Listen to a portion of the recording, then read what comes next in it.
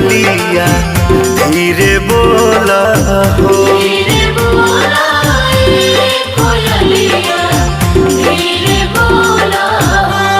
कि मैया मोरी जाग जाई है हो। कि मैया मोरी जाग जाई है हो। कोयलिया धीरे बोला हो।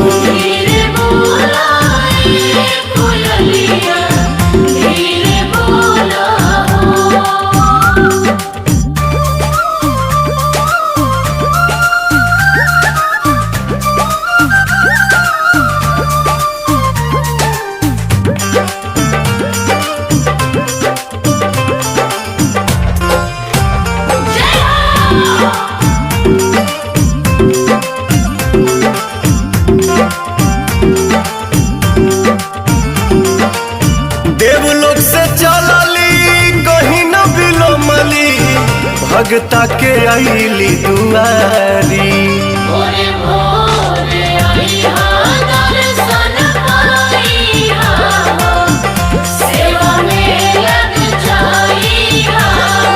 थकल होई है मोरी मैया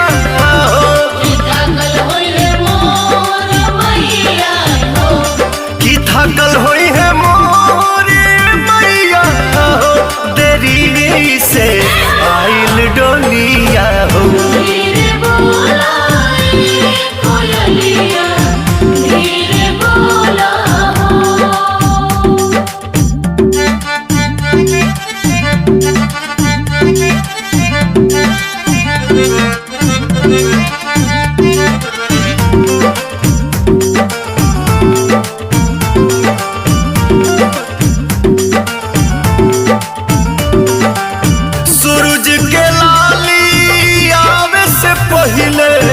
धीरे धीरे माई चरण चूमी।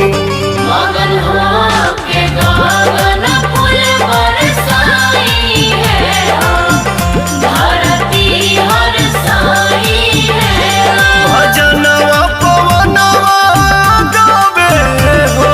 भजनवा पवन गाइए हो।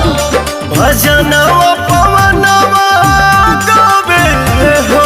संगे से के डोलिया हो। धीरे बोला कोयलिया धीरे बोला हो। धीरे बोला कोयलिया धीरे बोला हो।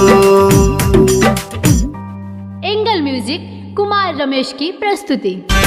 धीरे बोला कोयलिया धीरे बोला हो।